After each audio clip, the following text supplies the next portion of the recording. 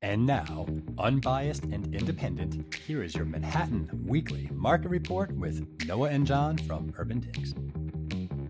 Hello, everybody. This is Noah and John, and we are from UrbanDigs, and it is Friday. So you're going to get your weekly Manhattan market update. John, let's get right to it. I am looking at supply. It's still going down. However, we're in the beginning of the active listing season, so I don't know how much more down it's going to go. But for now, it's at 5,839. Show me that chart. Yeah, certainly the pace of decline has slowed. We're only down 0.5% from last week. And welcome back, everybody. I think this is our first Manhattan report for 2023. And, we've really been talking about supply and rather the lack of it for the last several months. And when you look at that, there's a year-to-year component right now in that chart. You can kind of see where we are. And we're pretty much in line with where supply was last year at this time in terms of overall supply. And as you may recall, it wasn't a lot. Yeah. And I mean, I wouldn't call inventory low. I mean, 2013, 14, 15, that was low inventory. Right. That's but true. it's definitely neutral. And relative speaking, I mean, it's low compared to where we've been for the last few years. I mean, we were over 10,000 for a while, and we've come way, way, way down. So it's a relatively low number. And I'm sure a lot of buyers are thinking it's tight out there. And my guess is a lot of sellers just don't have to hit a low bid. And that's what you got going on right here. Let's go switch over to pending sales, Johnny, that all important measure of Manhattan demand. It looks like it's still falling, 2,256. Show me that chart.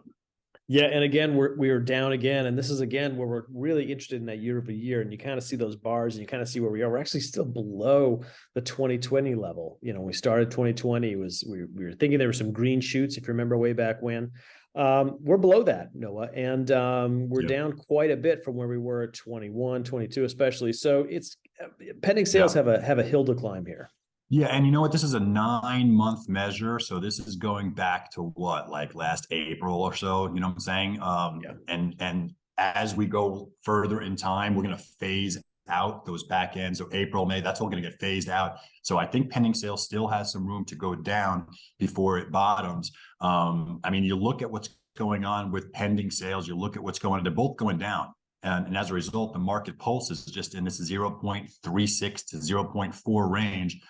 Buyers, they should take notice of this. Let's go take a look at those weeklies, John, see what's going on over there, see if the listing season began. I'm looking at 1 week supply, 244 things, up about 15%. Johnny, show me that chart. Yeah, it's a little bit up, versus the week before, but again, year over year, it's shallow supply coming in at the weekly level. It's below, certainly where it was the last couple of years, but it's starting to tick up again. As you mentioned, we're starting to get into that listing season. We're starting to see those weeks sort of ratchet up ever so slowly. Yeah, and we need to see that number go up, up, up to get that inventory back up, to get the listing season in full play. Trust me, those buyers are waiting for it. Sellers, listen to what we're saying. Now's the time to put it on before everyone else comes on, right? So let's take a look at the demand, Johnny, in the last week. Contract signed, 141 things. That's up just a tick. Show me that chart. It's up just a tick, and thank goodness, because contract signs on a weekly level had been seasonally, of course, declining into the end of the year. And, you want to see some upticks here. And we saw that. And, if there's any green shoot in the report today, it's the fact that contract signs this week were slightly higher by a few than they were in 2019. I mean, it's not really a bright green shoot. It's kind of like, oh, I can see a leaf, poking through the dirt there. So we'll see, 1 week again is way, way too early to call any kind of a trend, but at least it should suggest that there is some normalcy to this number, even though it's on the low side. Yeah. And you know what? This is not the month, Johnny, when deal volume really starts getting going. That's February, March, April, and into May. That's when we're supposed to get over 1,000, 1,100 on a monthly basis, which is over 250 or so on a weekly basis. We're at 140 right now.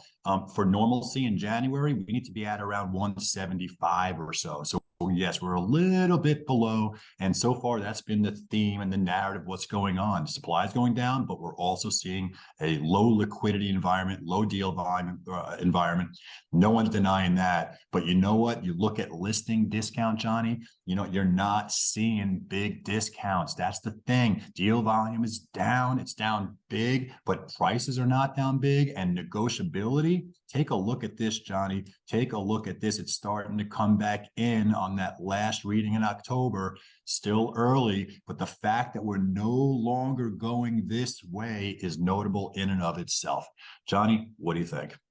No, I completely agree with you. And one of the things we're going to look at in a second is when you start breaking this down by days on market, right? So really a lot of this has to do with the fact that, as we were talking about for quite a while, right? There was, ever since April of last year, the bottom kind of fell out on the demand side, right? Buyers had either bought or they're not interested in buying. And we saw that steady tick down of pending sales, weekly contract signs. And so you're thinking, well, gosh, discounts must be rising, supply must be building. But at the other hand, no, supply was falling at the same pace of demand. And so when we were sitting in that buyer's market territory, we were wondering where the discounts, and this is why we didn't see them, right? And they're actually kind of coming back in simply because it's a buyer's market. It was a buyer's market in name only. And because there wasn't that massive influx of supply over the fall, buyers were somewhat still in competition, especially, and as you can notice here on the days on market side, especially for things that are well priced. And you'll notice there are 5 colors at the top, right? Under 30 days, 30 to 60, et cetera. But if you look at the 2022 columns, there's only 4 because the 0 to 30 days, that discount, median discount, which means half or above, half or below, is 0, which means you're still having half go over ask, which is very interesting to me for such a market which people would consider slow. Yeah, I mean, Q4 are these, I mean, it doesn't look like, it looks like it's bouncing. I mean, I don't know how to put this into words. It looks like the sales that were mixed. I saw some median price per square foot gains quarter to quarter. I mean, we're seeing the pulse come back around. We're seeing supply down. I'm seeing the rental market start to stabilize in terms of price. It's not actively falling. I mean, so you look at this chart and you look at what's going on here. Look, the penalty, if you don't price right now, sellers should know if you're over 120 days, you're looking at 10% or more. All right. If you're overpriced, that's what you're looking at. But like you said, under 30, if you price it right, there's a market there. The only thing is it's an illiquid market. So, I mean, I don't know. A lot of sellers, I'm really curious to see what's going to happen this listing season, John. I'm really curious to see if there's going to be a mass inflow of sellers saying, all right, let's try now. Let's test out this market. Or if sellers are going to say to themselves, you know what? I don't know if I'm going to get my bid. Let's wait this out or not, which would keep inventory suppressed. And that would, again, mute the depth of this downturn, Johnny. Yeah, no, this is really, this is the best of times, worst of times for sellers right now. If you're priced right, fantastic. You're selling it in under 30 days at your asking price. If you are reaching for the stars and you're aspirationally priced, that's a problem. That is a big problem. Yeah. And it's becoming. Let me go over these. Yeah, let me go over these numbers real quick so the audience can see. 30 to 60 days, you're looking at about 3.4% discount. I mean, you still price right if you get 30, 60 days. That's not bad.